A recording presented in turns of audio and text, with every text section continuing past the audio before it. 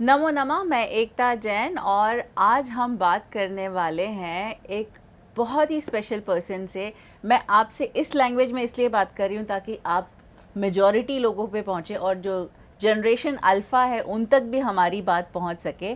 गुरुजी, हम ये जानते हैं कि जनरेशन अल्फ़ा मतलब हम तो मिलेनियल में आते हैं, उसके बाद जी आया, उसके बाद ज़ीरो आ गया और अल्फ़ा भी आ चुकी है जनरेशन, और वो हमारे रूट्स भूल चुके हैं। तो हम इस तरह की कोशिश में लगे हैं हम कि उनको रूट याद दिलाएं ताकि जितना ज़्यादा वो रूटेड रहेंगे उतना ज़्यादा ऊपर जा सकेंगे। ये मेरा मानना है। तो सबसे पहले गुरुजी ये बताइए कि आपको जो ये आत्मसात हुआ या आपको लगा कि मैं इतना आध्यात्मिक होऊंगा, ये कब से शुरू हुआ? जय जिनेंद्र जैन साहब। जय जिनेंद्र। अपना ख्याल रखिए। सबसे पहली बात ये है, आपने कभी मीठा खाया और मैंने कभी मीठा नहीं खाया। अच्छा। तो हम आपसे एक बात बोलें कि आप मुझे मीठा समझाइए। हाँ। तो आप प्रयास करेंगे मुझे समझाने का। हाँ। आप बोलेंगे चीनी जैसे होता है, मैंने खाया ही नहीं। हाँ, आप बोलेंगे गन्ने जैसा होता है, मैंने खाया ही मैंने खाया ही नहीं। नहीं। तो आप जब मुझे एक पीस मीठा उठा के दे देंगी और मैं खा लूँगा तो मैं उसको अगर एक्सप्लेन करने जाऊँगा झूठा होगा, क्योंकि वो एहसास और महसूस है। और वो एहसास महसूस उसी प्रकार से जैसे माँ बनने के बाद उस माँ मरने के बाद भी उस बच्चे को हृदय से लगा के और उस बच्चे का कान फूंकती है ना, तो बच्चा भी समझ जाता है कि सही जगह पहुंच गया और माँ का भी हृदय शांत हो जाता है। तो ऐसे ही ये मेरे आध्यात्म की जर्नी का एहसास है।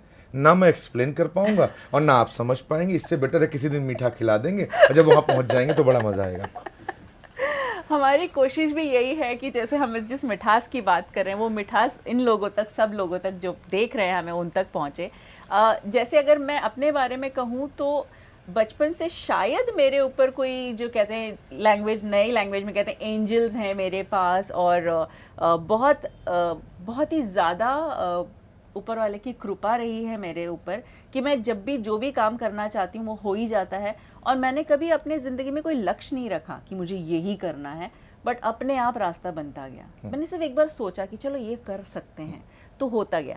तो अगर इसको किसी तरह से एक्सप्लेन किया जाए तो क्या होगा वो? किसी बहुत अच्छे कवि ने दो पंक्ति लिखी है, आपको बड़ा अच्छा लगेगा जी। ये माना कि किस्मत में लिखे फैसले बदला नहीं करते। जी। ये माना कि किस्मत में लिखे फैसले बदला नहीं करते, लेकिन आप फैसले तो लीजिए, हो सकता है किस्मत ही बदल जाए। किस्मत ही बदल जाए। तो मैं आपको एक सुंदर सी बात कहना चाहता हूँ। जी। अगर मैं फैसला लिया होता कि मैं आध्यात्मिक बनूंगा, ये बनूंगा, तो शायद मैं जिंदगी में कुछ नहीं बन पाता, क्योंकि मेरे जीवन का लक्ष्य था कि मैं बहुत बड़ा इंडस्ट्रियलिस्ट हो सकता हूँ, बहुत बड़ा फिल्म स्टार हो सकता हूँ, या बहुत बड़ा राजनीतिक हो सकता हूँ। लेकिन कृष्ण को ये पसंद नहीं था, और कृष्ण को जो पसंद नहीं है वो हो नहीं सकता।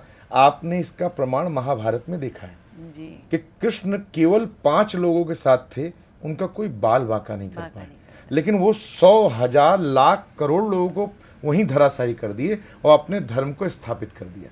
तो मेरा आपसे कहना है कि ऐसे भगवान वो अपने कर्मों से बने, अपने क्रिया से बने। ये अल्फा और जी और जीरो बनने से आप भगवान नहीं बन पाओगे, लेकिन अगर आप संस्कार और सनातन को लेके चलोगे तो हो सकता है एक दिन भगवान के दास आप भी बन के और मीरा, रैदास, रहीम, कबीर की तरह एक पूर्ण जगह पे बैठ जाएं, अहिल्याबाई होलकर की तरह आपकी प्रतिमा काशी विश्वनाथ में स्थापित हो, और आप प्रधानमंत्री के मुख में इस तरह हो कि इंदौर पहुंचने के बाद पहले अहिल्याबाई होलकर का नाम लिया जाए। और अहिल्याबाई होलकर रानी थी, महारानी थी। वो चाहती तो must be alpha beta gamma कुछ भी बनती और सबको मानना पड़ता, लेकिन उन्होंने एक शिव को रखा अपने पास और कहा शिव का आदेश है और मैं शिव के आदेश से चलती हूँ। वहीं पे झांसी की रानी, वहीं पे पद्मावती जिन्होंने जौहर किया। तो ऐसे संस्कारवान देन में, जहाँ अनसुईया, अत्रि, सावित्री, ऐसे संस्कारवान देश में हम ये बात करें कि अल्फा गामा वाले पैदा हो गए, तो माफ करना, ये उनका भ्रम है। लौट के बुद्धू घर को आए। तो सारी नदियां जैसे समुद्र में आके मिलती हैं, वैसे एक दिन उनको आना पड़ेगा। और आप इस बात को जान नहीं है, प्रधानमंत्री नरेंद्र दामोदर दास मोदी जी ने भारत माता की जय भी सिखा दिया और जय श्री राम बोलना भी सिखा दिया। और माफ करना, जिसको तकलीफ होती है अपने घर बैठे, एक दिन बोलना ही पड़ेगा। Of course. जब हम बात करते सनातन की, और हम चाहते हैं कि जैसे कि हमने कई बार सुना है कि सनातन ये है, सनातन वो है। सनातन जहाँ तक मुझे लगता है हर जगह है। द स्टार्ट, द बेसिक जो है वो सनातन है। और ये सिर्फ जो कहते हैं ना, जो हिंदू हैं, मुस्लिम हैं, सिख हैं, ईसाई हैं, ये धर्म अलग अलग पंथ हो गए उसके जी। और ये सिर्फ जो सनातन है। तो हम सिर्फ सनातन की बात करते हुए कैसे लोगों को समझाएं कि ये सही है और ये गलत है? उस प्रकार समझाइए जैसे आलू सनातन है, हाँ,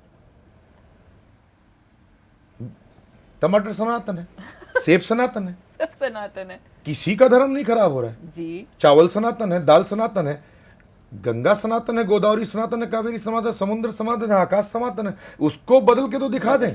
और किसी पंथ में इतनी ताकत हो तो 24 घंटे में 1 घंटा बढ़ा के दिखा दे जी। तो वी आर सनातन। तो ये जो तुम इस्तेमाल कर रहे हो यही सब सनातन है। आपको मुझे समझाने की जरूरत नहीं है। तुम माँ को मॉम कहने में हो सकता है तुम सनातन भटक जाओ, लेकिन माँ ही है। माँ तो माँ ही है। तो इसी प्रकार से सनातन की पद्धति है। तो इसलिए डोंट वेरी, बी हैप्पी, बहुत ही क्लियर है, बहुत ही आनंद है। तो हम ये हमारे दर्शकों को बताइए कि भागवत क्या है? जैसे आप जैन साहब मेरे पास आई जी। तो आपने अपना पूरा नाम लिया और जैन कह के संबोधन किया जी। लेकिन मैं अगर मुस्कुरा के बोलूंगा तो 24 अवतारों में जो एक अवतार है वो ऋषभ देव जी जो है प्रथम तीर्थंकर है आपके, ठीक है। तो अब आप मुझसे ये बोलेंगे सनातन कैसे है?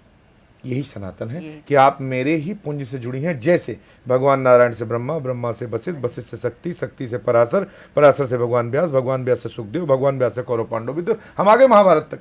लेकिन किसी और पंथ वाले से बोलिए महाराज कहाँ से शुरू हुए, कहाँ खत्म हुए, उनका कोई बेस ही नहीं हो, कहीं ऊपर उड़ रहे हैं कि हवाओं में आए हवाओं में चले गए। तो इसका एक छोटा सा एग्जाम्पल देता हूँ।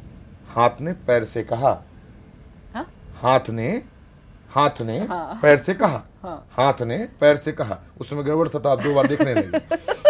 हाथ ने पैर से कहा कि भैया तुम्हें सब छूते हैं, हमें कोई नहीं छूता यार, क्यों? तो पैर ने मुस्कुरा के उत्तर दिया, भाई साहब मैं जमीन से जुड़ा रहता हूँ, सनातन से जुड़ा रहता हूँ, इसलिए मुझे छूते हैं। आप हवा में रहते हो इसलिए आपको कोई नहीं छूता। तो ये जो अल्फा बीटा गामा वाले हवा में है। अब आप आते हैं भागवत में। भागवत उसी पैर के, उसी स्थान के, उसी भूमि के, उसी जमीन की तरह है जो बेस है। मैं पैर से उनका एग्जाम्पल दे के कोई उनका आवरण नहीं कर, मैं कह रहा हूं कि बेस मतलब भागवत महापुराण सनातन का सबसे पवित्र, दुनिया का सबसे महान ग्रंथ है।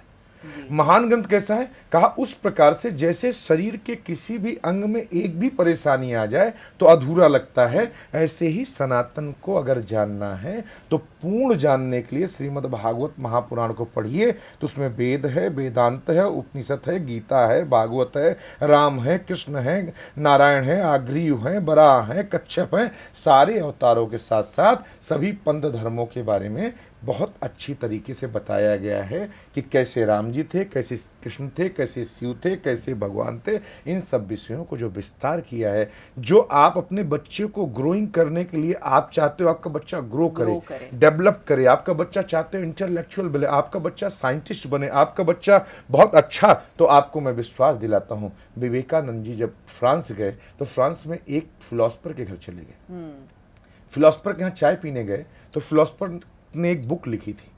उस बुक को उन्होंने कहा हम देख सकते हैं, तो फिलोसफर ने कहा आपके काम की नहीं है विवेकानंद जी, और इतनी बड़ी बुक है आप कैसे समझेंगे? तो इतनी मोटी बुक विवेकानंद जी ने कहा आप चाय लेके आई तब तक मैं देखता हूँ। उन्होंने उठाया, ऐसे किया और रख दिया और बोल दिया फिलोसफर को आपकी बुक में बहुत खास बातें नहीं है। तो फिलोसफर बोला आपने पढ़ लिया? पढ़ ली, इतनी देर में पढ़ ली? तो पढ़ ली। कहा आप कोई भी पेज खोल लीजिए। जैसे उन्होंने पेज खोला तो कहा आप 272 नंबर का पेज खोले हैं और इसमें ये लिखा हुआ है और इसमें जो ये तत्व तो है ये बिल्कुल ठीक नहीं है। जब ये कहा तो फिलोसफर घुटने में बैठ गया। कहा आप इतनी जल्दी इतनी बुक पढ़ लिए कैसे? कहा इसलिए मेरा नाम विवेकानंद है, विवेकों में जो आनंद देते हैं हम इसलिए विवेकानंद, इसलिए मेरा नाम ऐसे ही भागवत को है। अगर भागवत समझना है तो आपको खुद अध्ययन करना पड़ेगा। जैसे शादी खुद करते हो, बच्चा खुद होता है, खुद पति बनते हो, खुद घोड़े में चढ़ते हो, खुद पिता बनते हो, खुद रसगुल्ला खाते हो, खुद 5 स्टार जाते हो, तो जब ये सब खुद करते हो तो आपको भागवत भी खुद ही पढ़नी पड़ेगी।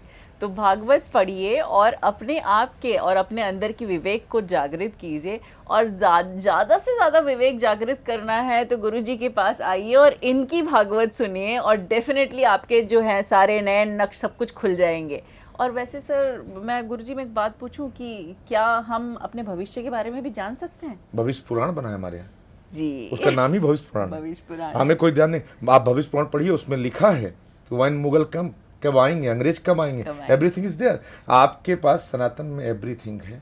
आपको एक बात सदा ध्यान रखना है, आपका सनातन प्रूफ है और yes. उसमें कुछ पूछने की जरूरत नहीं। कैलाश कैलाशी कहलाता है, केदारनाथ केदारनाथ ही कहलाता है, बद्रीनाथ बद्रीनाथ ही कहलाता है, गंगोत्री गंगोत्री कहलाती है, जमुनोत्री जमुनोत्री कहलाती है। हमारे यहाँ तुलसी तुलसी कहलाती है। हमारे यहाँ नाम नहीं बदले जाते, नाम उनको बदलना पड़ता है जिनका अस्तित्व नहीं होता। हम तो भारत हैं, भारत थे, भारत रहेंगे। किसी के बाप की औकात नहीं जो हमारे नाम बदल के हमारे अस्तित्व को बदल सके। और हम सनातन थे, सनातन ही रहेंगे, सनातन ही मरेंगे। हमें किसी से कोई प्रमाण नहीं चाहिए। एक बात जरूर कहता हूँ, अभी जो हम समुद्र आरती का विचार आपने सुना जी, तो समुद्र आरती का जो विचार हम कर रहे हैं वो इसीलिए कर रहे हैं कि सनातन मंच दे रहे हैं। ब्राह्मण क्षत्रिय वैश्य शूद्र सारा समाज आए, और जो सनातन ना हो वो कृपया अपने अपने घर चला जाए जहां उसका हो। बहुत बहुत यही बात कहूंगा, और बहुत बहुत धन्यवाद है कि मैं ये बात कहने से डरता नहीं।